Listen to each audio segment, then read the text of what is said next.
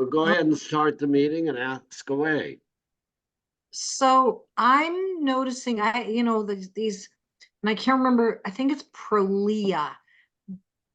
There's a whole clinic here, and everybody's going in and getting these Prolia infusions. And I'm seeing a lot of old ladies continue to fracture. They're getting Prolia and they're fracturing. And like one lady looks like she just had this stress fracture in her foot, like no trauma. And have you guys been seeing this at all, or thoughts on this? All the marketing says, it's amazing and great, but I'm like literally seeing, I can think of at least two, maybe three patients that are fracturing on Prolia. Like, and I'm like, all right, what kind of bone are they building? Well, Anyway. there's a bit, yeah, it is a bisphosphonate, so it's there is that side effect of spontaneous femur fracture from Prolia. So it's it's that whole over producing osteo. It's basically it's The blast the versus osteoblast versus the class. So it's throwing off that kind of that might be overstimulating the osteoclasts and or under it's the bone remodeling. So I think it's supposed to suppress osteoclasts and stimulate osteoblasts, but then there is a for bone remodeling, there's a healthy natural balance that has to be there. The thought is it's likely over suppressing osteoclasts, and so you need that for the bone remodeling, and so then it's putting under when it puts it under more risk of microfractures because of that, and then the microfractures actually might make the bone more brittle. So even though your bone density improves, it actually makes the bone more brittle. And there was a study, I'm trying to remember where I saw that paper that was published where they did, it was based on, I think they were using Fosamax, which is another bisphosphonate, and they took bone samples from people that were on Fosamax versus were not on Fosamax, and they, even though the bone density was better in the people on the Fosamax, when they did tensile strength, they put it under high pressure. The bone, the ones on the Fosamax were more brittle. They actually fractured easier, and that's kind of what we're seeing with that side effect of spontaneous femur fractures on Prolia. So it's kind of that whole thing where, yeah, your bone density might look better, but you might actually, in some cases, have bones more likely to break. So that kind of goes back to Dr. Greger, and just don't, do whatever we can not to fall down, get enough calcium from the food, get your vitamin D, get your weight bearing exercise, maintain your muscle, put that stress on your bones naturally, the way nature intended. And that's probably the best fight against osteoporosis we have. Have you seen any spontaneous fractures? I haven't myself, no. Okay. I don't see enough patients to see that. But I just did a Google search on the number needed to treat for Prolia. It's 60 to 89 patients to prevent one vertebral fracture. Wow. And 50 patients to prevent one hip fracture. So that means only one person benefits, and all the rest of those people are at risk of developing a complication. So would you think the benefit, if you had the scale and you're weighing, you going to be one of those, about 70 people who's... Well, the hospital runs a clinic, and it is big, and I'm not a big fan of any of this stuff, but I feel like the patients think I'm a crackpot, not encouraging them. So I've kind of backed off a little bit. There's a huge drive around here, and yeah. Yeah, it's probably mediated by the sales people from the pharmaceutical companies that have convinced the administration this is the thing to do. And of course, it's beneficial to the hospital to have people have fractures like that. They get more business. It's the sick healthcare system we have. And Well, actually, I think it's an infusion. So they have an infusion clinic, and it's a huge cash pay because Medicare doesn't cover it very well. So the patients are dropping $1,000 cash every 6 months, that kind of thing. So, So when you see your patients, in order to be hip, you could say, you know, I can't tell you what to do on this, but here's what the number needed to treat is. To prevent one vertebral fracture or one hip fracture, you might be 1 in 50, 1 in 89 people. Are those statistics something you're comfortable with? And if you are, I'll write for it for you. And if you think the risks of, you know, bone fractures are greater, you might consider doing resistance training and walking more and, you know, just stressing your bones a little bit to really build them up, because that really has been shown to help people. Make sure you get enough D and, you know, beans and greens for your calcium or whatever. That's how I would approach it, but you get to do what you like. I know it's stressful because you got a lot of pressure from your colleagues. yeah. Oh, yes, very much so. Yes, yes. And now, you know, getting like Medicare really wants everybody to have a DEXA scan. It's one of these, you know, I get assessed on like, how did I get everybody to do the screening tests and this and that? And nobody's DEXA scan, you know, looks great. Nobody's. Yours probably wouldn't either. Right. So I will give you this bit of hope.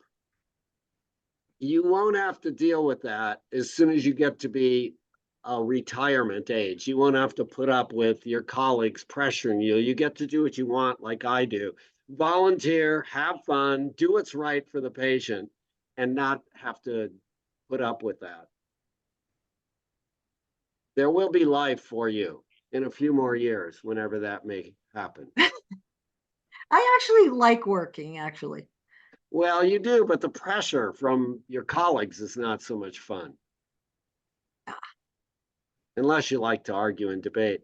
Okay, Rob. It's too bad there isn't some kind of harness that the patient can be in while they're there to make them work while you're talking to them, so they would get muscle strength exercises while they're there on the QT, on the down low. They're just in a fancy harness, Da Vinci style or something. It's almost as though one of the factors they were testing for was, does it meet this goal? That's a checkbook. And there you go. I mean, yes, your bone density figures came up, but I mean that they come up because of this stuff, and Fosamax. Even my mother was on that. But is it usable? Is it good for you long term? Nobody tests for that, and that's where the rubber meets the road. Crack? Oh gosh, Fosamax didn't work. Well, it did. You just got a cheap bone rebuild, not a usable one. Mm. Like getting discount auto parts. Yolanda.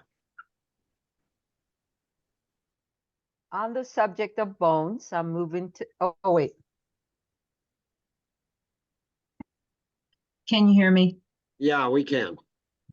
So from bones to joints, I was on YouTube today and a Dr. Berg did a short on niacinamide and it being good for joints. And I went online and on nutritionfacts.org and tried to find something that Dr. Greger might have written about it and or done a video, and I didn't find anything. Do you have any comments on niacinamide? Yeah, I think I just read about it in How Not to Age. I'd have to go back and look. That's very familiar. He wrote about it in there. The book that he's the most recent book. Do I have, yeah, I have that book. I can look. I was just on my phone and looked. And this gentleman was recommending that people take it. Other than he was a chiropractor, I don't know if he had any nutrition training or or what. I did look at other sites, and there is some suggestion that it's a good idea, but I don't know what Gregor says. Do you You can guys look- ever recommend it? Well, like you said, we don't know. Just look in the index for and how not to age, and it might reference to where it is in the book. I can take a look too, but Yeah. we should probably let Eric get started. We're getting quarter after here. Oh, Eric's okay. here for his lecture. And I've never ordered it for anybody. Okay, that's really my question. Have you guys ever ordered it? So I thought it was supposedly good for skin, maybe. Yeah, for skin for sure. And I anecdotally, I've talked to people who think it's fantastic, but that's just anecdotal. Just for skin or for joints as well? Skin. Like Okay. that it really works, smearing it on, and it helps with wrinkles and things like that. Okay. Firmness. All right. Thank you.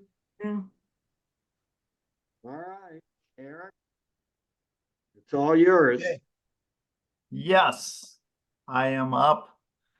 Well, how you doing? I'm Eric Colgrove, one of the pediatricians at the Community Health Center of Lane County. We have a bunch of centers. I'm over at Riverside in Springfield, Oregon. So Hey, that's. Tom, can you bring me that How Not to Age book? Oh, you're mute. You're unmuted. Oh, I apologize. Yeah, you're fine. Yeah. Yeah. So, anyways, today we're talking about how to keep our young ones healthy, because you think about it, they got the whole life to go through. And boy, wouldn't it be nice if one of your young ones basically started this off from a very young age, from birth, or even from prenatal life. So that's what we're kind of talking about today. And I've talked about this in recent YMCA talks. I'm going to try to make this different, but basically, I think we'll probably get through and talk about some new things today too, for sure. I know Dave and Cherie were interested in hearing some new stuff past the stuff that we talked about at the YMCA. So we'll definitely get there. Yeah. So, I mean, how many of you have kids in your life? Do you have nieces or children or yeah. So pretty common. I mean, right? So it's pretty much all of us. Maybe not all of us, but pretty much all of us. And I think that when it comes to, are you there still? Oh, there we Yeah, go. we're all there. Okay, I lost the video for a second. All right. So when it comes to feeding your kids, what do you want to do? You want to optimize growth, development, well-being. You want to develop this little child into a nice, productive, healthy, happy human being. So how do we do that? We give the child adequate calories. We give we give sufficient nutrients, both macro and micronutrients. We surround them with the right habits and behaviors that will allow them to choose to eat those foods, because it's no good. All that's no good if they're just not going to eat it. So you have to give them the right habits. And then another important thing that people forget about is raising children with a sense of connection and love. I mean, so we have in pediatrics what's known as failure to thrive, and one of the big causes of it is when a baby is not growing, they are not. Sometimes they're not being cared for, not being loved, and they don't feel a connection with their caregiver. So that is actually a very important thing for kids. Kids have to feel loved, have to feel connected, have to have that attachment. We are humans, and that's what we do, is we connect with others. So if you don't connect, you don't thrive, you don't grow as an infant. It's really very sad. So let me just show you I'm going to show you some videos. Looks like you need to share. You haven't shared your screen yet, just FYI, Eric. Yeah, Okay. yeah, and when my video went down, it took my stuff down that I was going to show you. Hold on. There we go. Okay, here it is. Okay, so share. Yeah, I haven't done this in a while, so sharing the screen. Let me find that.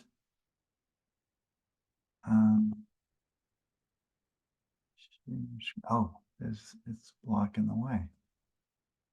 That's why I can't see it. Left of center at the bottom. Yeah, yeah. There was a banner going across and I couldn't see it. Now I see it. Yeah. Okay. So let me go ahead and share you right there. Let's see. And how do I make that? I want to optimize it. So do I have to go back out of it? Or is it already optimized nowadays? I don't know. I'm gonna go ahead and start it and see how it sounds.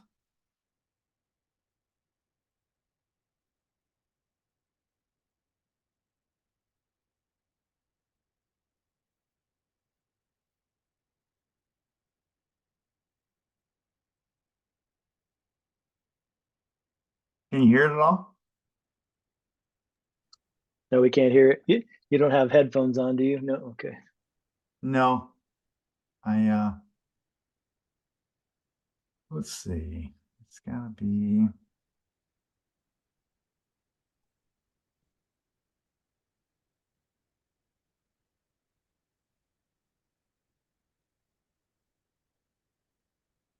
Okay, let me.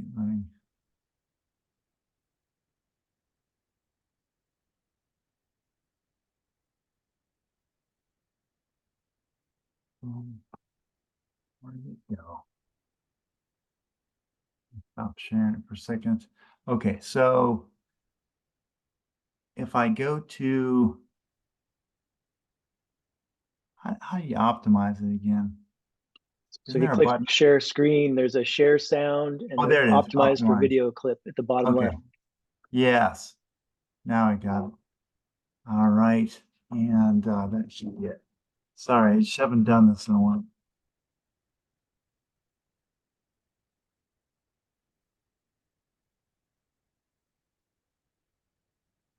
Let me go ahead and share it and try it again. Dime between the ages of 3 years old to age 26. And the number one risk factor Share the wrong screen. There we go.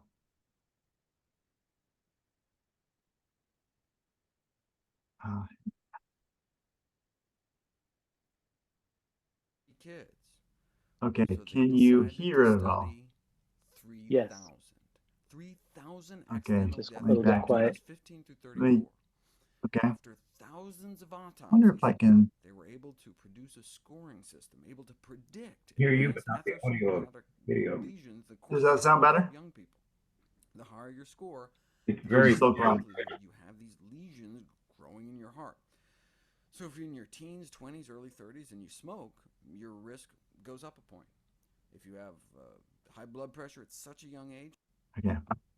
It was this landmark study, published in 1953, that radically changed our view about the development of heart disease forever.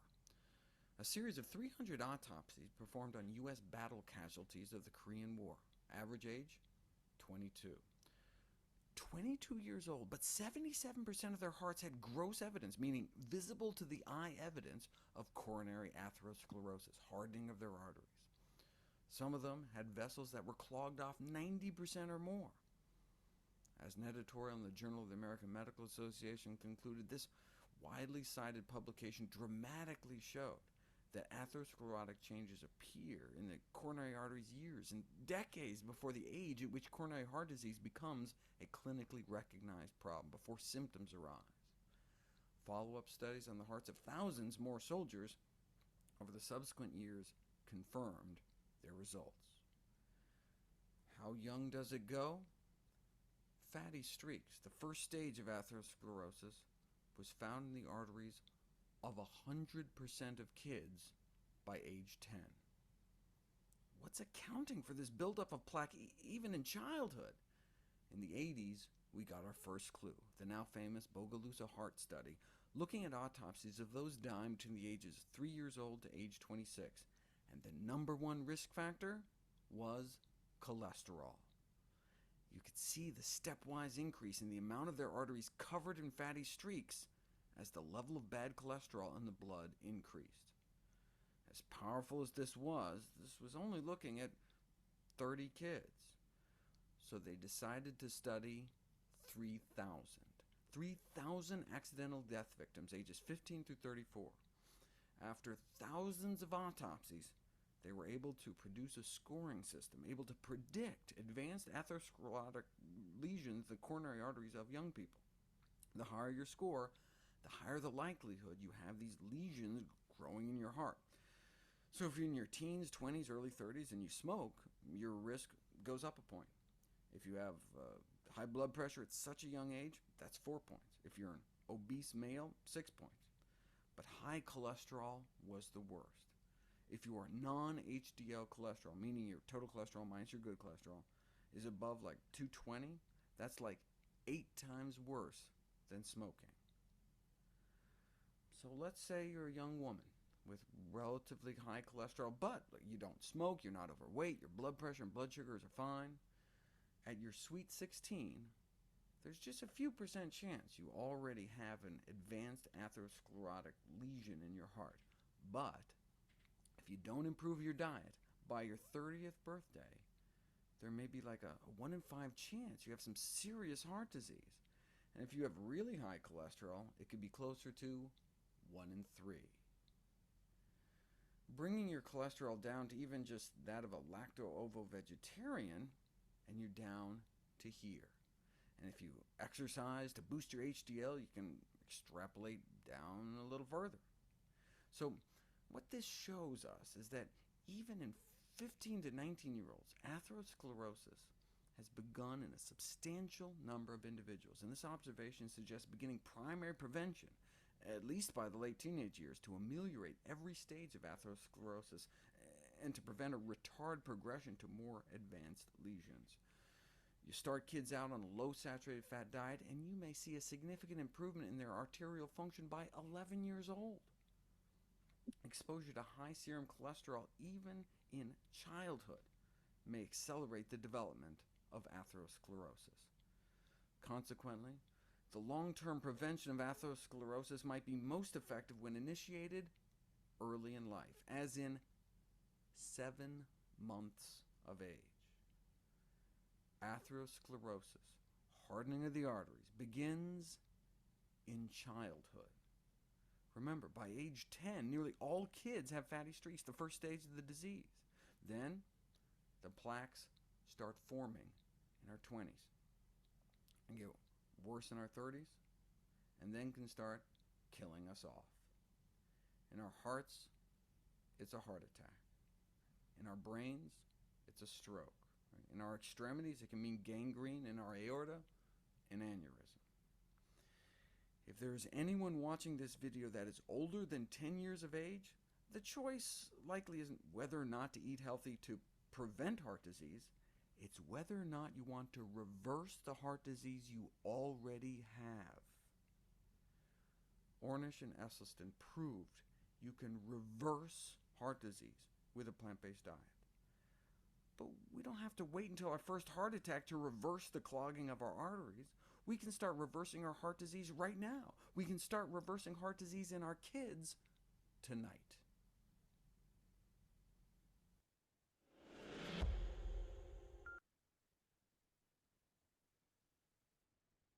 Oh, that's not what I want to do.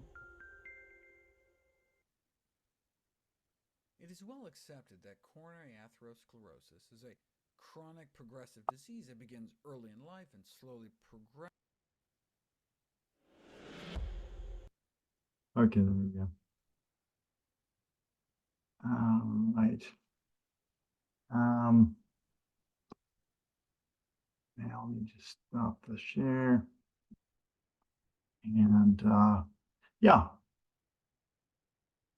All right.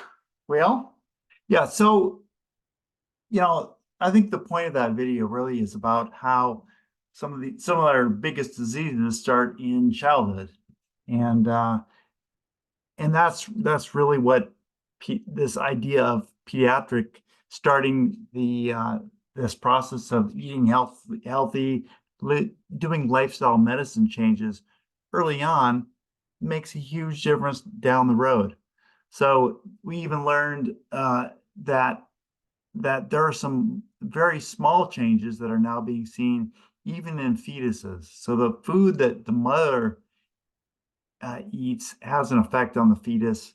We know that you can actually change the the taste preferences of your fetus by eating certain foods during pregnancy.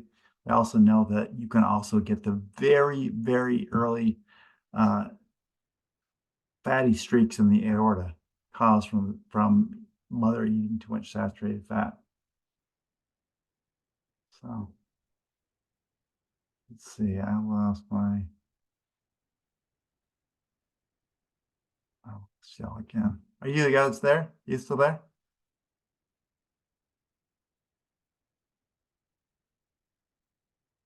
Hey Scott, are you there? Yeah, he's still here. Okay. All right. For some reason, I can't see anything. Oh, sorry, I was muted. Okay. All right. Yeah, I'm gonna just keep on going. I can't see you guys, but I don't need to see it. You just tell me if someone has a question. Let's, stop go ahead and just raise your hand, and maybe Charlie or Scott will get you to ask a question, or just unmute yourself and ask questions, because that's really what I want to do is make sure there's plenty of time to answer questions, to talk about the things that you're interested in. So please stop and ask questions if you have questions.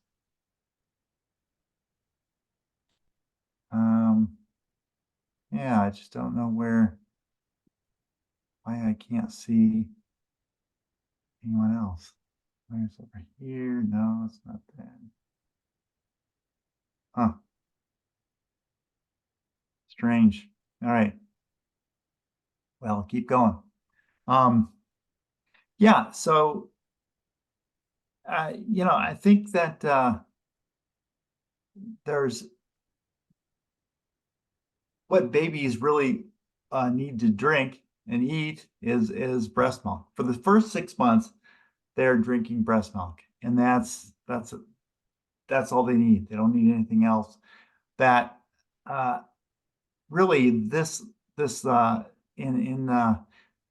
in China, they talk about this life force that occurs when you have the blood. Blood is a life force, and that same blood is what feeds the baby, basically the milk. And really, they use the same word for blood as they do for breast milk. And that's really an interesting thing. It makes you kind of think about. You think about the blood from the mother is what feeds the baby in utero, feeds the fetus, and then the blood is what creates the breast milk, and it's all part of a system that helps our species grow and develop. And so without that, we wouldn't do very well at all. I think it's an amazing thing. All right, there is something else I wanted to show you.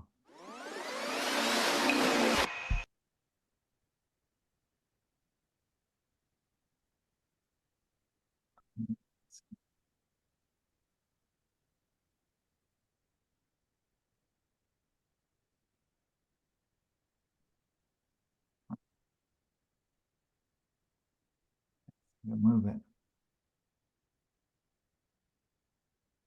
We're just seeing the eggs and cholesterol patently false and misleading claims is it's what we're seeing. Oh yeah. Okay, try this again. Huh. I try to move this over. Doesn't like it.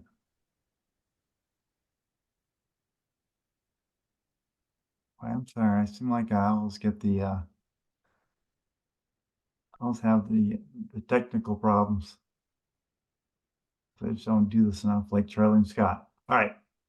So I'm gonna share the screen if I can.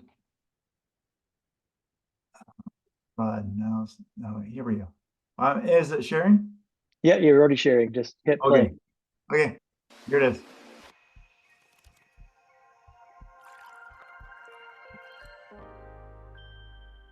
You turn the volume up on your end, maybe that would A help. completely plant-based diet is suitable during pregnancy, lactation, infancy, and childhood, a position echoed by the oldest and largest association of nutrition professionals in That's the better. world. Ask a couple hundred health professionals, though, and as few as 1 in 3 appear to know it. Like any diet during pregnancy, though, it should be well planned, which means consuming large amounts and a wide variety of plant foods from The all volume's different up all plant the food way. groups, including whole grains, legumes like soybeans, regular beans, split peas, chickpeas, and lentils, vegetables, fruits, and nuts and seeds. Make sure to get enough calcium from healthy plant-based sources and sufficient vitamin D from sun or supplements. And critically important, make sure you get a regular, reliable source of vitamin B12. I have a video about B12 in pregnancy and for kids here. The 2 books I recommend for raising plant-based families, published by 2 of my favorite evidence-based dietitians, are Your Complete Vegan Pregnancy by Reed Mengels and Nourish, co-authored by Brenda Davis. What data do we have on the impact of vegan diet on pregnancy outcomes? The vegans had a significantly lower gestational weight gain by about 6 pounds and lower birth weights, but just by a few hundred grams, both about 7 pounds each within the normal range, with no differences in the rate of preterm birth, nor any significant differences in the umbilical cord blood, B12, folate, or iron marker levels between the study groups, not surprisingly, since the vast majority of both groups were taking prenatal vitamins, as they should. What about the composition of breast milk from those eating vegan or vegetarian diets? The systematic review has shown that all non-vegetarian, vegetarian, and vegan mothers produce breast milk of comparable nutritional value. Even omega-3s, there was no difference in milk DHA composition by diet group, but that's not saying much since over 80% of study participants had milk concentrations of long-chain omega-3 DHA below target. I talk about the best way to get pollutant-free sources in a previous video, which we'll link down in the doctor's note on nutritionfacts.org or in the description on YouTube. The meat and egg industries like to scaremonger about choline, but wait, this study was written by someone with no conflicts of interest. Liar! Here's a corrected version. The competing interest section has been updated, and surprise, surprise, the author is a member of a meat industry-funded advisory panel. The truth is, there's just as much choline in the breast milk of vegans as those who eat eggs or meat. There is something egg-free, meat-free mothers may not be passing on as much, though. Industrial pollutants like the banned pesticide DDT and cancer-causing PCBs. The highest levels were found in the milk of fish eaters, and the lowest levels found in vegetarians. Even just cutting out meat may cut DDT stores in half. For example, here's the level of pesticides and carcinogenic PCBs found in the breast milk from 2 sisters with different dietary habits. The levels of DDT, DDE, a breakdown product of DDT, dieldrin and beta-hexachlorocyclohexane, 2 other banned pesticides, as well as PCBs, were much lower in the milk fat from the lacto-vegetarian mother than in that from the non-vegetarian sister. That's because these chemicals build up the food chain in animal fat, our fat, as well as any animal fat we eat. What about mothers who eat strictly plant-based? Their milk is even less polluted. For almost every contaminant, there was no overlap in the range of scores, meaning the highest worst vegetarian value was lower than the best lowest value obtained in the US sample. And by vegetarian here, they mean women who eliminate all animal products from their diets, including eggs and dairy. The one vegetarian mom who had more than trace amounts in her breast milk had only been veg for less than a year. But for some of these other toxic pollutants, the average vegetarian levels were only 1 to 2% as high as the average levels in the United States. Breast is still best regardless of the dietary pattern of the mother, but nursing infants of vegetarian women whose diets are low on the food chain, in other words, plant based, have the advantage of being exposed to less chemical pollution.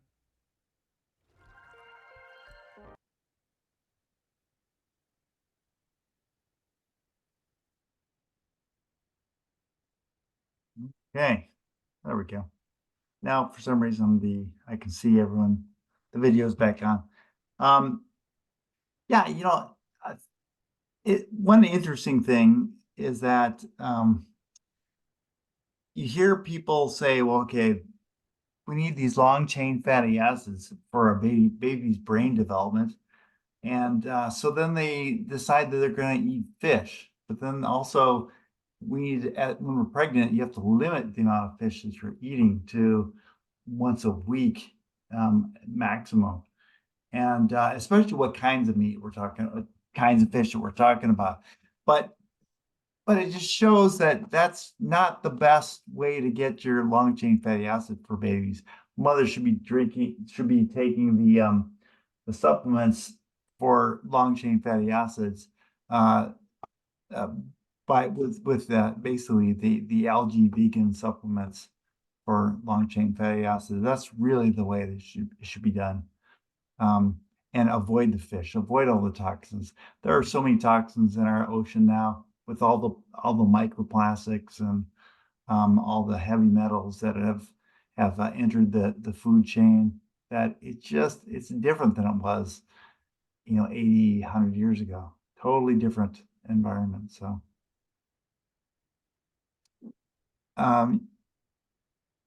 yeah, and I'm not going to go through that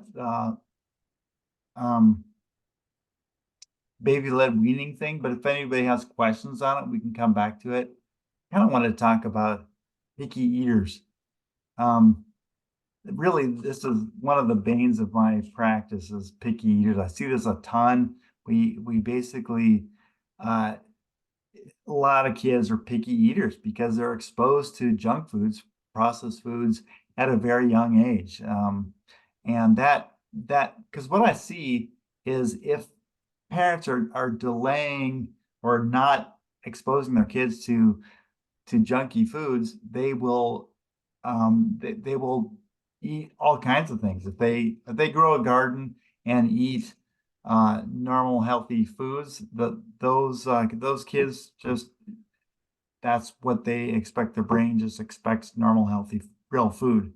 And when you start giving them the processed foods, here in the States, we give kids this birthday cake at age 1. So immediately they were and that's okay to have birthday cakes here and there and things like that. But it's just kind of it just kind of shows you how much we sort of desire to give our kids these junk, the sugars and the fats and that kind of stuff. Those kids who are raised with McDonald's, that they become like, well, that's all food should be sugary, fatty, should junky processed food. I one time had this mother who just claimed there was this child wouldn't eat anything, would eat nothing. And the child was, I think probably about 12, 13 months old. And I'm thinking the child's eating nothing, and why are they still alive if they're eating nothing? She really was adamant that the child was not eating anything. And I'm looking at the growth curve, and it looked okay. There was nothing that sort of stood out as a red flag with the growth curve. And she said, well, the only thing he really eats, I guess he does eat McDonald's fries. And it just blew me away that this child really existed off of McDonald's fries. You get those sweet potatoes that are fried, not sweet potatoes, but potatoes that have added sugar and junk that they then fry. That's going to light up the brain, and that little child, the little human's not going to want to eat anything else. So that's this is the start of picky eaters. Have you guys had problems with picky eaters? Anybody want to chime in? Yeah, yeah, yeah. Any thoughts about how you dealt with your picky eaters? Some kids are just more, they're just more I don't know, more finicky, and so it's not all just about what they've been exposed to. It's definitely though some of those kids are just more fussy, and so they're different. I don't, I think still to have much more success for all kids when we avoid the processed foods in that first couple of years of life. So Eric, Dave and Cherie, have a question. yeah, So we were just gonna say that we had a picky eater. Our son would not eat anything other than chicken nuggets. yeah, And we never found a good way to deal with it. yeah, If he wasn't happy, no one was gonna be happy. yes. Yeah. Although now I think I would just not have chicken nuggets around and just say, Well, that's the answer. yeah, that- I know, I that's figured the out, you know. Yeah. In 30 hindsight, it's easier, but Yeah. it'd be nice if your pediatrician knew something about nutrition and sort of guided you into that. And that's what I try to do. I really, because I see this a lot. Chicken nuggets is probably one, and the second one is macaroni and cheese. Oh, yeah. Macaroni and cheese and chicken nuggets, man. Yeah. I have so many kids that live their first few years off of macaroni and yeah, chicken nuggets. Yeah, very common. Somebody else had a Rob, question. Yeah, and then Alice. Rob first, and then Alice. Unless your nuggets or your fries or your mac and cheese is in the refrigerator long enough to develop mold, there's not a green thing on them. There's no vegetables at all. I mean, dipping sauce maybe, but that's ridiculous. My mother had 6 kids and she would just not buy sugared cereals. And she would say, nope. And you're not buying them and bringing them into the house either. We're not going to have those here. And so we ate what she fixed. and yeah, that's pretty good. So we lucked out. you did luck out. Don't And take, don't take the yeah. kids shopping. Their little arms are going to reach out and grab stuff and put them in the cart. You notice. Yes, It's home. right. I tell people all the time also, who does the shopping in the family? Is it your child who's bringing home all these cookies and chocolate and junk? Or are you buying them? Yes, you have to be very careful about shopping with your child and being in control of the shopping, because that's what you're bringing the food into the house. So shopping is a very important thing, and it's probably best if you could somehow get someone to watch those kids and do your serious shopping and really just avoid bringing that poison into the home. Alice. So I noticed that a lot of kids with Asperger's and autism, they are the really picky eaters and they really only want to eat beige food. Yeah. That's been my observation. And they're tough. They're pretty obsessive sometimes. Yeah, that is a real thing. They just don't want to eat very much, and parents are very excited when they find something that the child will eat. And then yeah, it happens to be those processed beige kind of foods. But I think the best way to deal with it is really to engage your child and offer a variety of really yummy tasting foods. Especially things like fruits can be just very stimulating to the brain, and you can, I mean, if they subsist off of fruits, that's better than subsisting off of chicken nuggets. So yeah. So I'm in Idaho, and a not so small number of moms don't want to breastfeed. And can you talk about formula and what, when the Yeah. kids eat. And, you know, if they are gonna do formula, which one? What do you think? Yeah, yeah. Well, you know, first we talk about choices. The first choice is breast milk. And we know that there's plenty of studies saying why that's the first choice. Um, and then the second choice is really is donated breast milk, but breast milk from a milk bank. And breast milk that's like from your friend or neighbor or something, yeah, you know, I don't know what to say about that, but I don't think it's a great idea because you just don't. And some people say, well, I know this person very well, but still, you're talking about exposing your child to potentially some infectious diseases. And was the milk handled properly? Was it? I don't know. It's just that's a difficult question. So I try to kind of sidestep that one. So that's the second is breast bank milk. The third would be some kind of um, uh, formula that would be like plant-based, you know, soy formula. Um, the American Academy of Pediatrics put out a statement saying that it's not the preferred formula to use, that you can use it, but preferred should be cow milk based formulas.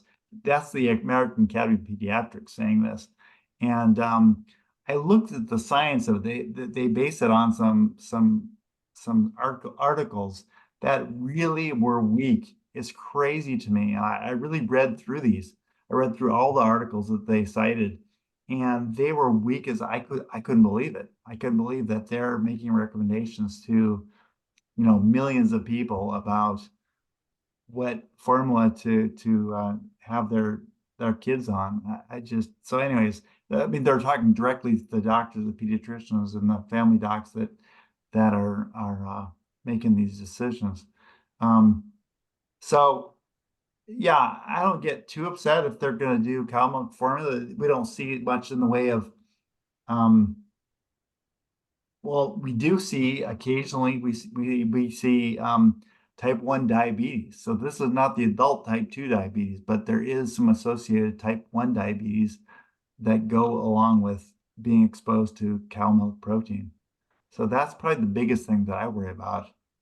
Yeah, what about you? Are you a family doc? I'm actually internal medicine pediatrics. Med Pig is fantastic. All right, good.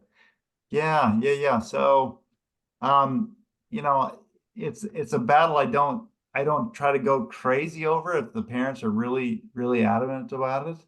I I don't go too crazy over, but I definitely at 1 year of age, all pediatricians say your child should now be drinking whole milk. And I do not say that. There's a few pediatricians out there. I don't know how you feel about this, Alice, but I say don't. You should not drink. There's a bunch of reasons not to drink cow's milk, the breast milk of a cow. And I said this today and talked about where else you can get these nutrients from. Um, and you know, so you can get protein out definitely other ways. People get worried about protein, people get worried about calcium, but there are ways to get calcium. So typically, if you're feeding your child tofu, they're getting a lot of calcium. If you give your child beans, they're getting a lot of calcium. There's less calcium in lentils, but there's plenty of calcium in beans and greens, especially mustard greens. There's a few that are better, a few greens that are better than others, but certainly dark leafy greens have more. Unfortunately, not so much spinach. Spinach doesn't really have much in the way of calcium, but the calcium I'm not too worried about. I like the way Scott talked about it in our last in-person class at the YMCA. You know that it's a nutrient. I mean a element that calcium is an element that basically the plants suck up, and it's just part of a plant. You know, where do the cows get the calcium nutrient? They get it from the plants that they eat. They get it from the grass. So it's not like they magically just are born with udders full of calcium. They get this from the plants that they eat. And so if we eat just regular plants, we eat just a regular diet, we should get plenty of calcium. So babies need a lot of calcium. They have growing bones. I like to make sure that babies and toddlers are getting their breast milk and that are switched when they're eating foods, that parents are thinking about making sure that they have plenty of calcium. Toddlers do need more of a few things. One of them is they need more fat, they need more calories. Their bodies are small relative to their skin surface is relatively large compared to their small size. And so they're losing more heat. They're, kind of crazy, jumping crazy all over the place and losing energy. They definitely need more calories per kilogram than adults. And so, when parents ask me how many calories does my child need, I don't, and this includes like parents of obese kids, they want to have like, okay, how many calories do I feed this kid? It's so hard to like figure out exactly count your calories in a child. I mean, I don't really recommend that. I recommend eating that healthy food, and your body is smart enough. It'll take in the nutrients, it'll take in the calories, and you don't have to worry about it.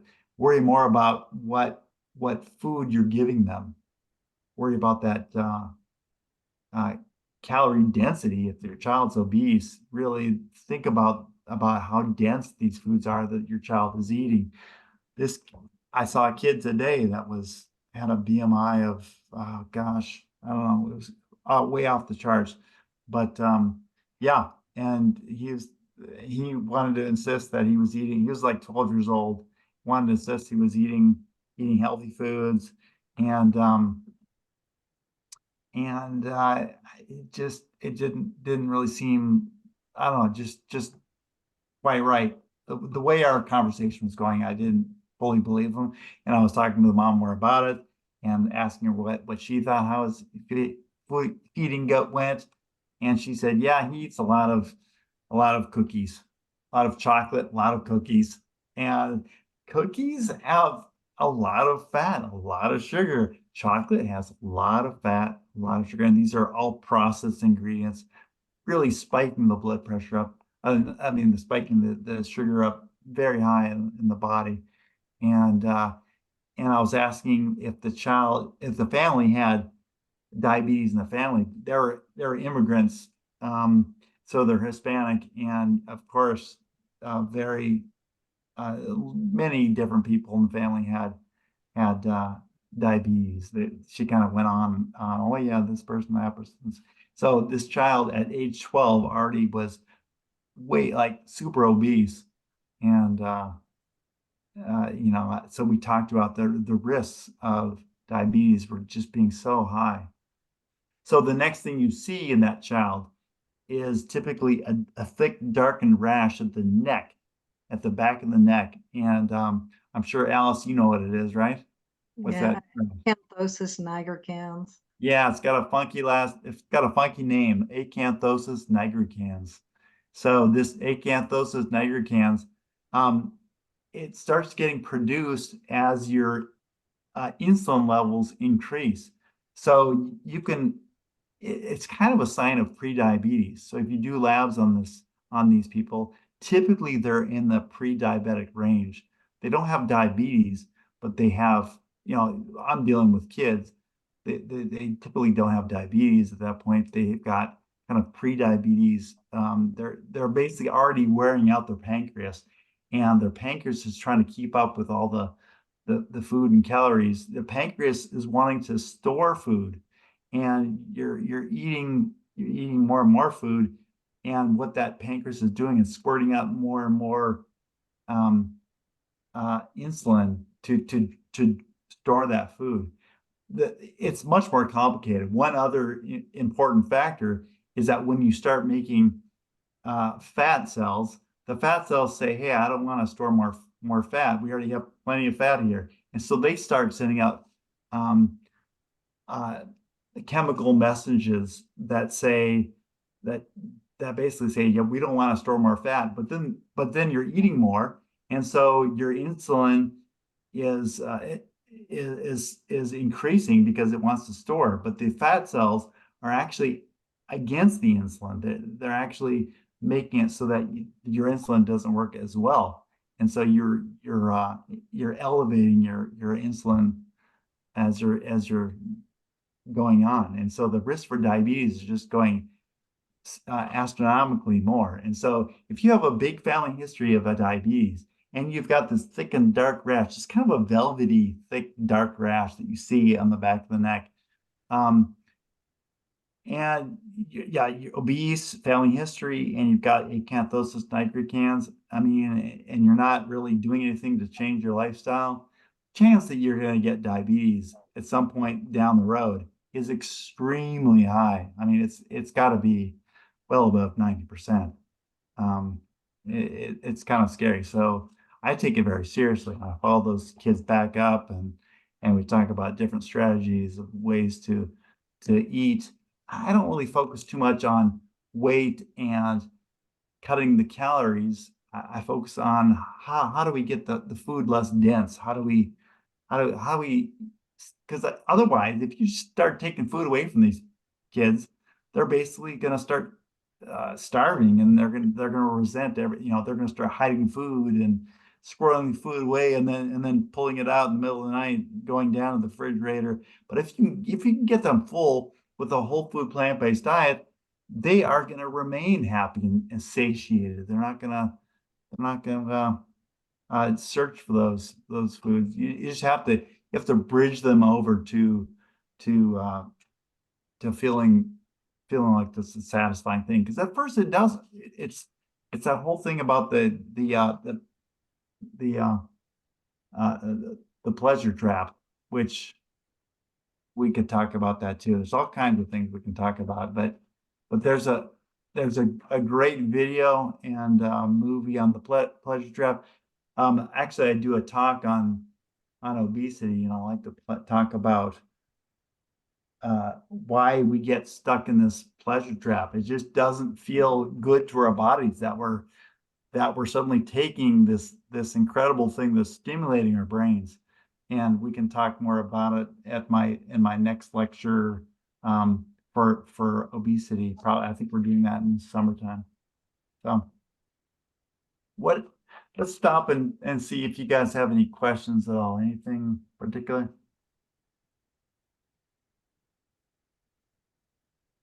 All right. I do think, as far as picky eaters go, let me just say a few more things. One is, be careful with bitter foods. Kids don't like bitter foods, spicy foods sometimes. Hard foods can be a tough one. So you want to think about the types of foods that you're giving them.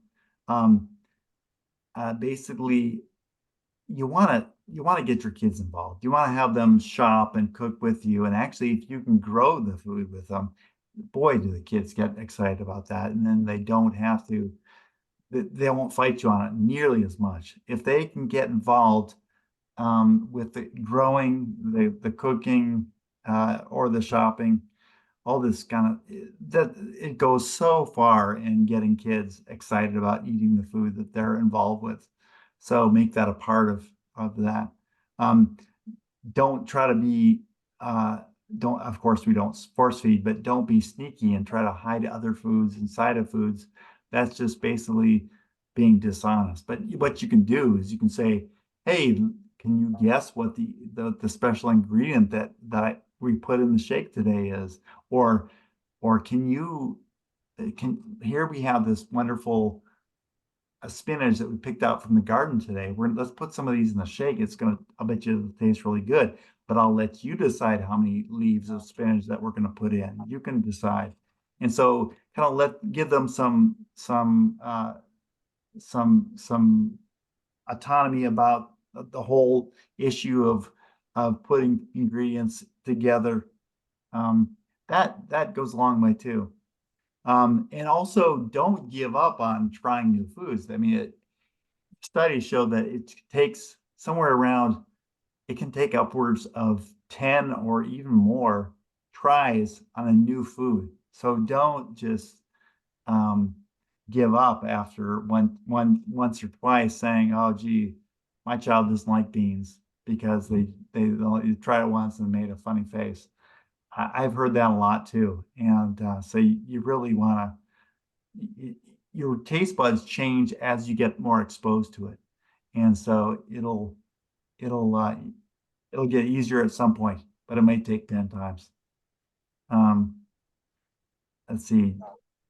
Another thing is don't extend mealtime. Sometimes parents are extending and saying you got to sit there and eat every bit of this before you can get out of your seat. Don't punish the child for refusing to eat something, and also don't extend that mealtime. You want to really avoid conversations about eating. You want to make this an enjoyable, it should be a family. I recommend people have family meals once or twice a day if they can, and do their best. It's not always possible because there's a lot of family situations that have a hard time getting together. But boy, if you can have 1 or 2 meals a day where you're just turning off all the electronics and you're focusing on family stuff and you're laughing and you're enjoying each other and not fighting. I think that's really, really key, is not to make it a tense situation around food. Food should be an enjoyable time. It should be a time that the whole family bonds. And unfortunately, some families that's also, they make it a real stressful time. So yeah, definitely want to avoid that. And then finally, I think about, if I think about,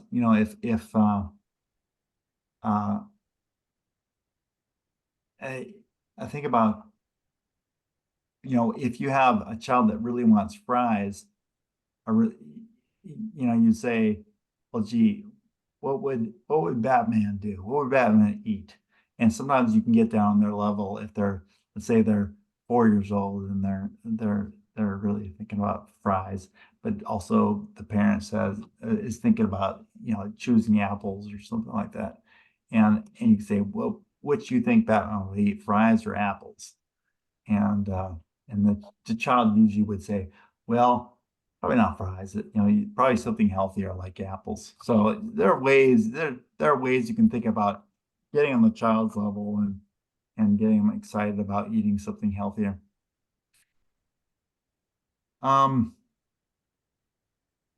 Okay. I kind of wanted to switch to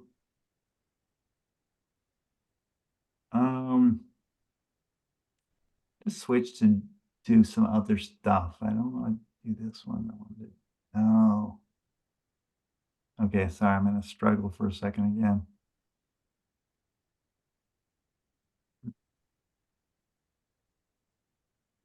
Darn it.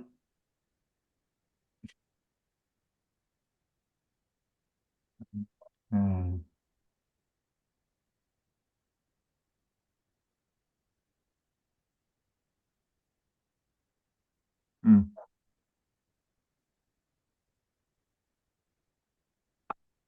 Struggle with this.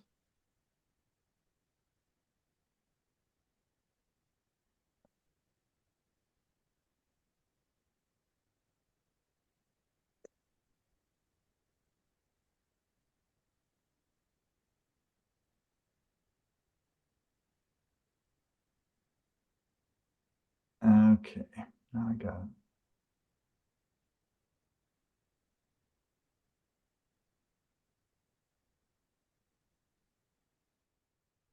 Yeah, I wanted to talk about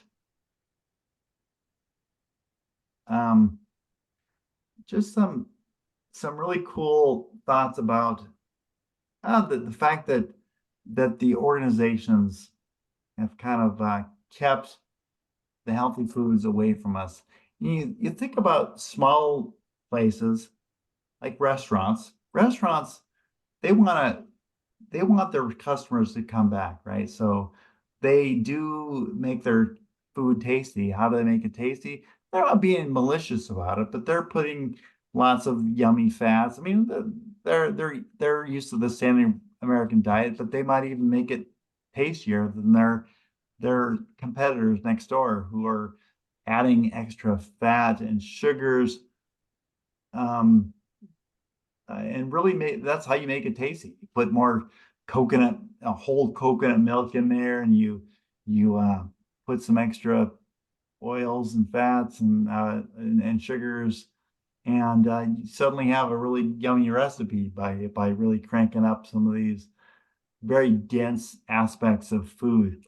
It's a very rich food. So that's how restaurants will sometimes get people back. They're probably not being malicious, but there are some government authorities that are trying to protect their bottom line. It's just not good. I wanted to play a couple of videos about that because it affects kids for sure. And let me see if I can get that shared. Share screen.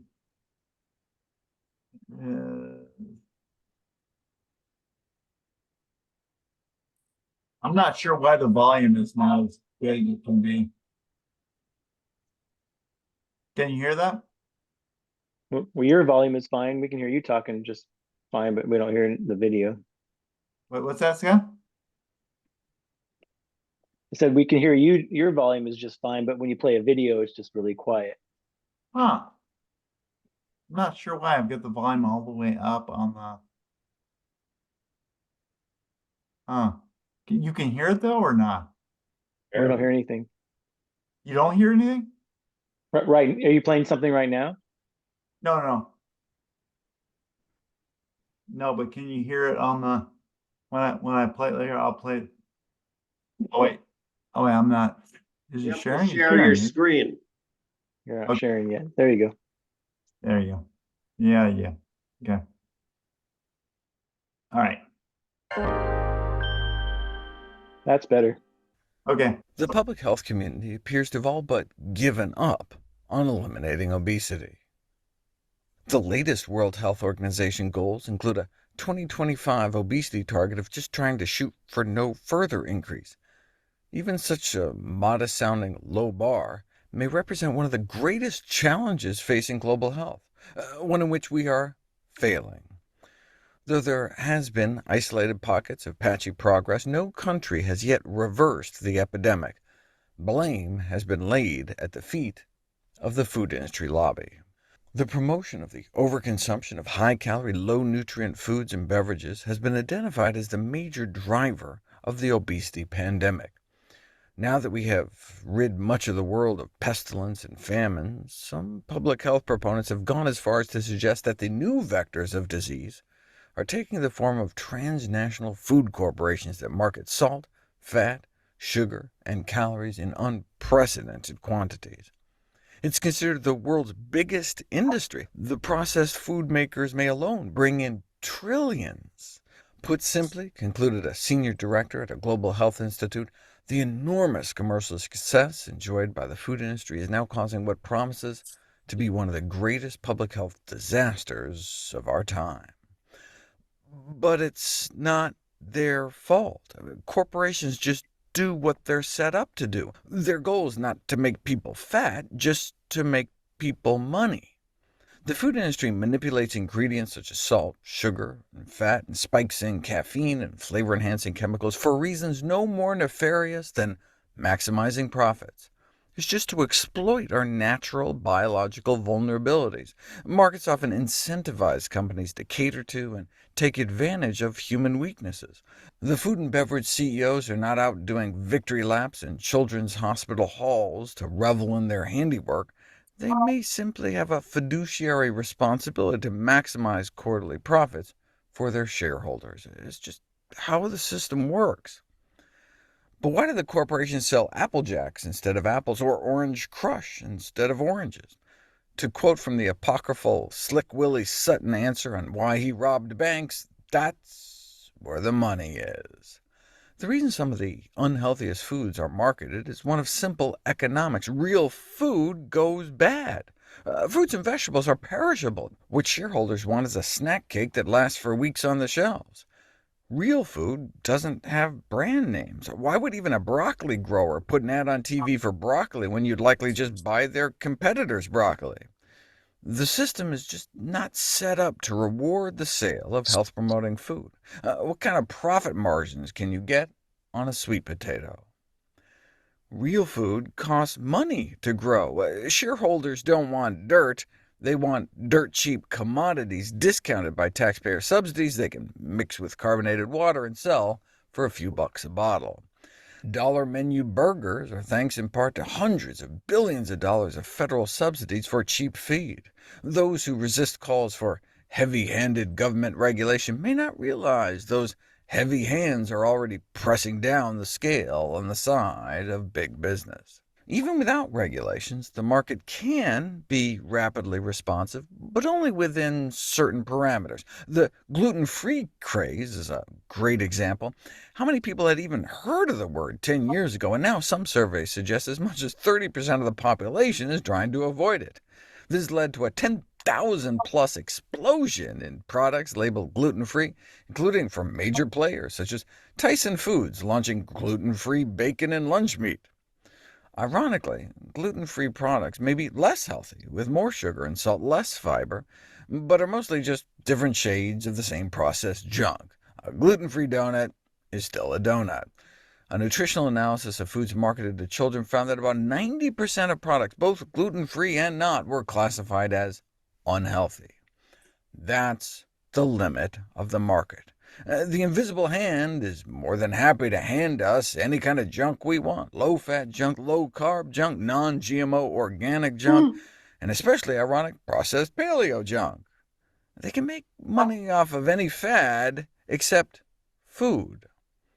Shareholders can profit off any kind of Funyuns, but can't do much with real onions. Within a narrow scope of commodity components and chemicals, endless reformulations can fit any fashionable flavor of the month, but produce will never be as profitable. The market even prevents food manufacturers from taking small steps to make their products less detrimental, such as lowering salt or sugar content. Any deviation from the levels perfectly engineered for maximum craveability will get you immediately undercut by your competitors. How, then, was England able to so successfully lower sodium intakes, associated with a dramatic drop in stroke and heart disease deaths? Because they did it across the board. McDonald's Chicken McNuggets have 2.5 times more salt in the US than the UK, but that's because Burger King was cutting down too. In the best documented population-level sodium reduction to date, the British government formed public-private partnerships with major food manufacturers, retailers, and restaurant chains to simultaneously reduce sodium levels so slowly over the years no one would notice. The secret sauce may have been the level playing field, so no company could gain a commercial advantage by outsalting competitors. Analogous proposals have called for the stepwise, gradual, unobtrusive reduction in sugar in soft drinks to effect a similar shift in taste preferences on a population-wide scale. If this all sounds a bit big brothery, realize that people can still season and sweeten to their heart's desire, or rather detriment. You can salt your nuggets all you want, dump the whole shaker on, chug a bottle of corn syrup. It's all still your body, your choice. It's like the proposed cap on soft drink sizes. You can still drink all the soda you want, it's just trying to make the default options a little healthier. It's easier to add salt to food on your plate than it is to remove it. The life-saving success of the trans fat ban and society-wide sodium reduction may lie in the convenience of improving consumers' diets without them having to change their behaviors. Some view this as government overreach, but the slipperiest slope may be that of inaction. As the director of Yale Center for Food Policy and Obesity has pointed out, governments initially defaulted to business interests in the case of tobacco, to try to counter all the industry lies with weak and ineffective attempts at consumer education, and look what happened. The unnecessary deaths could be counted in the millions. the U.S. can ill afford to repeat this mistake with diet. Until the political will is summoned to make industry-wide changes in our food supply, we need to take personal responsibility for our own health, for our family's health, because it may be a matter of life and death. So what does that personal solution look like in the interim? That's exactly why I wrote How Not to Diet. Check it out at your local public library.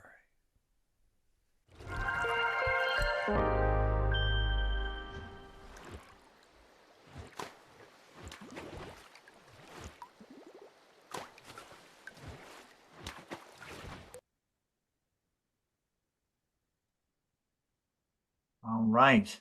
Yeah. What do y'all think about that? What England did, basically cutting down um, from a bigger perspective instead of just focusing on somehow tamping down on people's certain salt intake from people. That they looked at, how can we do this from a societal standpoint? How can we do this from a public health standpoint and make sure everybody's on the same playing field? That was just fascinating to me, that they could actually gradually and do this and make it not so people don't even notice by just gradually, slowly cutting down the amount of salt that's being used in foods. Any thoughts about that? Yeah. Yeah, there's a lot of products in the UK that are a lot healthier than here. Like I saw exact same producer, Quaker oatmeal. So Quaker instant oatmeal, even it was like strawberry flavored, or yes, strawberries and cream, I think was the example I saw. And it only had like 5 or 6 ingredients, and it was, it was whole, it was using oats and some little bit of sugar and some flavoring. And then that exact same product in the United States has like, it's like a chemistry set, it has like 20 to 30 ingredients, and it's just way more unhealthy. And I think the incentive is it is more addicting here, and they that how it probably extends the shelf life, whereas there they don't allow those a lot of those chemicals in their food supply, and it's exact same producer, so it's Quaker, so they could easily provide the exact same healthier version in the United States that they do in the UK, but they choose not to. Yeah. Wow. Sad. Good. Yeah. Okay, Rob, you had your hand up? Yeah, in England, I think Jamie Oliver, the chef, helped the government by going into schools and making them school lunches, and even getting the kids involved in making them, and they loved it.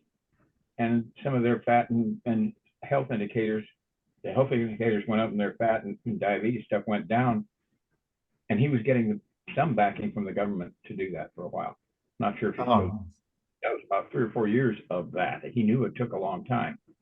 So he was very popular. He's quite personable. And everybody loved it for him to come to their school and teach them how to make something. They would cheer. They would like, 40 kids doing it. Ah, that's great. Yeah, I mean, that's the whole getting kids involved.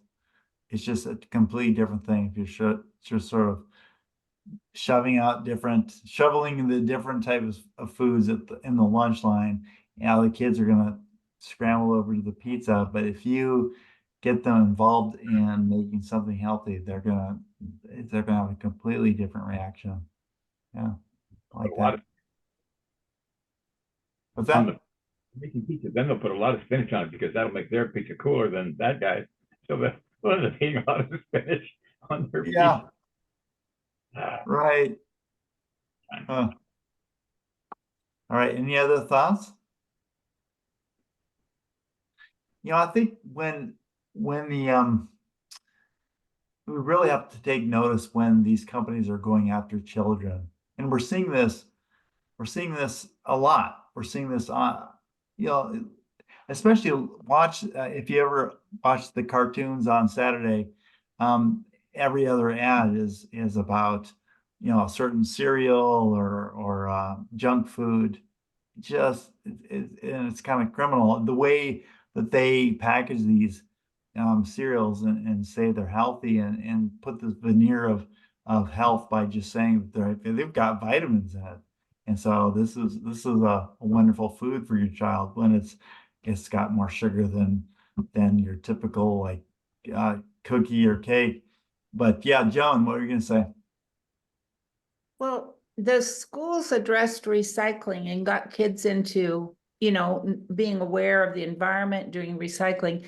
I taught at Sheldon High School, and there was a time when we had an organic salad bar that anybody, students and staff, could purchase from, and the kids were actually doing an organic gardening, and it all got shut down because the cafeteria food is subsidized, and they didn't like the competition. Uh-huh. So, I think the idea of teaching kids is a really good way. I mean, they've done other things in the school that has turned the kids' heads around about things. And I think food and nutrition is one, but when you're getting, food subsidies from all this cheese that the government has to find a home for and that sort of thing, it's hard. Yes, every WIC person on WIC, every person who's getting the lunch program or subsidized food program at school, they're all have to have dairy. That's like one of the requirements. So I write letters saying that this child's allergic to milk, and but the vast majority don't get that letter. They it's kind of, you can't tell the school what to do because they're taking the orders from the federal government, and that's pretty big dog to take on. Yeah. I wonder if the federal government was part of the health system like it is in England, if that's what part of the rub is. In England, they're willing to do that because they're part of the health system. Yeah. There's actually there's another good video I was thinking about. Let me show that. The McGovern report. I don't know if you guys have seen this one about the McGovern report. You know who McGovern is? The guy who ran against Nixon. Well, he was later put on a congressional committee to come up with what is the best foods that we could eat. And the powers that be, all the sugar, the salt, all these different industries just totally tore it apart, and they had so much power in the government that they were able to shut down what this whole committee found. And so let me just let me show you that real quick. Here it is.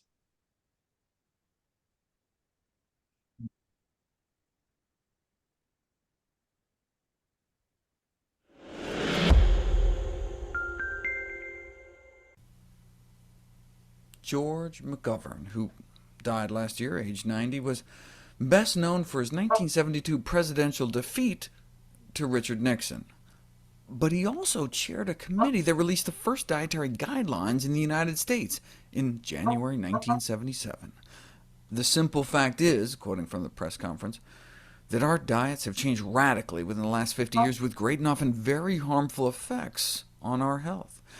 These dietary changes represent as great a threat to public health as smoking.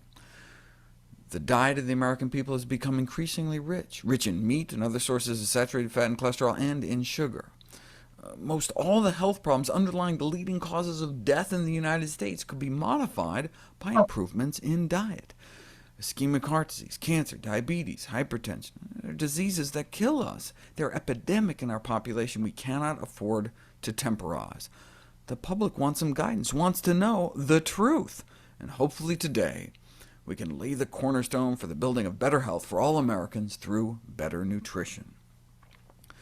As Dr. Hegstead later recounted in an interview, a founding member of Harvard's nutrition department that spoke at the press conference, the meat, milk, and egg producers were very upset, and they weren't the only ones. The president and chair of the International Sugar Research Foundation called the report unfortunate and ill-advised. All part of the emotional anti-table sugar tidal wave conspiracy, evidently.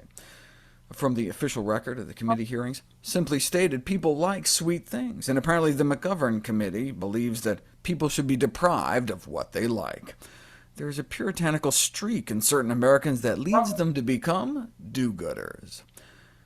The president of the Salt Institute felt that there's definitely no need for a dietary goal that calls for the reduction of salt consumption. In fact, the assertion from the report that improved nutrition may cut our nation's health bill by 1/3 was challenged. See, what the committee didn't understand is that healthcare expenditures increase if the lifespan is prolonged. See, if people live longer because they eat healthier, it could be more expensive. As some researcher pointed out, if tobacco were banned, the increase in the expected lifespan would simultaneously increase the cost of care of old people, which comes under the category of healthcare expenditures. If people eat healthier, the Salt Institute warned, we might have more old people to take care of.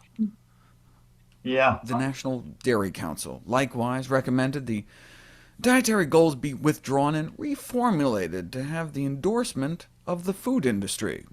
You know, as soon as Haagen-Dazs says they're OK, then go for it. The two industries that went most ballistic, though, were the meat and egg producers, who demanded additional hearings were held. Egg councils requested the distribution of the dietary goals be immediately stopped.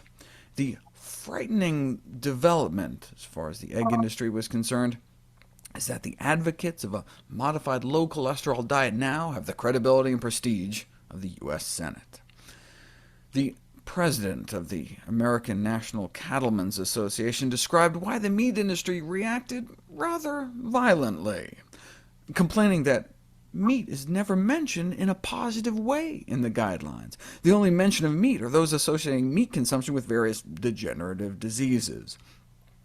If these dietary goals are moved forward and promoted in the present form, entire sectors of the food industry, meat, dairy, egg, sugar, and others, may be so severely damaged that when it is realized that the dietary goals are ill-advised, as surely they will be, production recovery may be out of reach. Thus, guided by my conscience as the president of the National Livestock and Meat Board, I am certain that actions of the animal industries to ensure Americans are properly fed with abundant meat and other animal foods is an honorable and morally correct diet course. The meat industry recommended the committee withdraw the dietary guidelines and issue a corrected report. They especially didn't like guideline number 2 to decrease meat consumption to lower saturated fat intake. Senator Dole, Kansas Senator Dole, offered to have that amended from decrease meat consumption to instead increase consumption of lean meat. Would that taste better to you? He asked the president of the Cattlemen's Association, who replied, "Decrease is a bad word, Senator." So what happened? By the end of the year, a revised version of the dietary goals was released. Indeed, the guidelines was changed from decrease meat consumption to choose meat, poultry, and fish, which will reduce saturated fat intake. That wasn't enough for the meat industry, though. They wanted the whole Committee on Nutrition eliminated completely and its functions turned over to the Agriculture Committee. The New York Times, noting that the Agriculture Committee looks after the producers of food, not the consumer, editorialized that folding the Nutrition Committee into the Agriculture Committee would be like sending the chickens off to live with the foxes. And that's what happened. The Senate Committee on Nutrition and Human Needs got disbanded and placed within the Senate Committee on Agriculture. George McGovern fought until the bitter end, though, when an interviewer confronted him with the serenity prayers, "Grant me the serenity to accept the things I cannot change," McGovern rejected the notion, saying, "I keep trying to change them."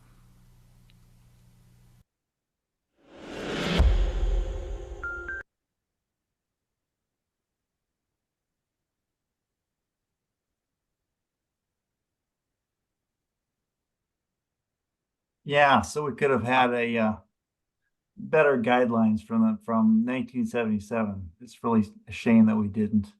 Really a shame. All right. Well, we are definitely running out of time. What other questions or thoughts did anyone else have? Anything else? We don't have time to watch a film that I want, a video, a Gregor video that, but we'll start next week. I love it. It's called Kids Breakfast Cereals as Nutritional Facade. And it really does a good job at looking at how these big companies are taking advantage of kids and by advertising horrible breakfast candy to children, and the children whining about getting those foods from the adults, and the adults think, oh, on the ad that said it was on the box, it says that it's healthy and that it's got vitamins. So yeah, we'll start next week maybe with that. It's a really good video.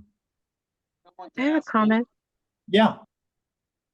So I work with 2-year-olds every day for 8 hours, and I've been doing this for 30 years.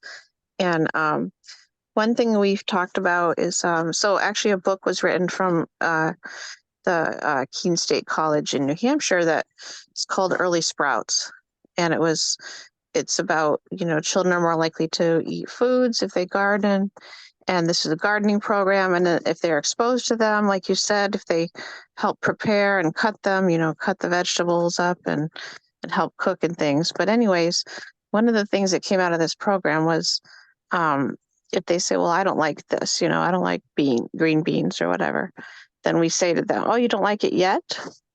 So like they don't define themselves by that they just never going to like it. Yes. So we kind of like model that wording, and we also like eat healthy foods around them if we're eating at lunchtime too. Yes. Modeling is so important. If the parents are not eating good whole vegetables, the chance that the kids is really low. The studies show that, just very easy studies to show that.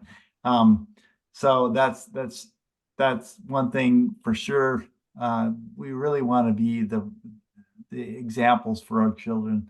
And so sometimes you have to work on the parent. And that's not easy. I think it's easier working with the kids, because one thing I noticed when I ask them if they like vegetables or fruits and different foods, when we talk about it, some kids do say, oh no, I don't like broccoli at all. I say exactly what you're talking about. I say, well, you know what? I didn't like a certain food. And then like a few years later, I tried it again and I liked it. So your taste buds change over time. So I talk about how your taste buds grow, and we all know that's true, because look at the whole thing with coffee. Not too many kids like coffee, but we know a lot of adults do. And I think reminding kids that their bodies are constantly changing, they're growing, and they continue to try things, because you never know. And so trying all these things is what's going to make your body happy. Okay. We can make your taste buds happy, but in we can make your body happy. In the interest of class time, we Yeah. have to end. We're going to start again next week. Rob, Nice. I'm sorry we can't get to your question. There is a question about ADHD. If you get the book, Oh, Fast yeah. Food Genocide, you can talk about it next week. Sure. Dr. Colgrove, thank you for your time. And Scott, what's next week? You going to tell them it's a continuation? Yeah, part 2 with Charlie, or with Eric. Yeah. Okay, Yeah. so we'll And be going at this again. I'll be practicing my IT skills. Part of the issue is I'm working on 2 screens, and it's just, for some reason, it glitches or something. I don't know. It gives me a hard time. Maybe I should just not work on 2 screens. Well, you could send us the videos too, and we could have them for backup for next week. Yeah. If you know, you just let us know the titles, and then Yeah. if you have any technical problems, we can just chime in. That's Okay? true. Yeah, that's probably Alrighty. good. All right, thanks a All right, lot, Joey. everybody. All All right. right, good night, Have a folks. good night. Thank you very Good much. night, See you next everyone. week. All right. Bye.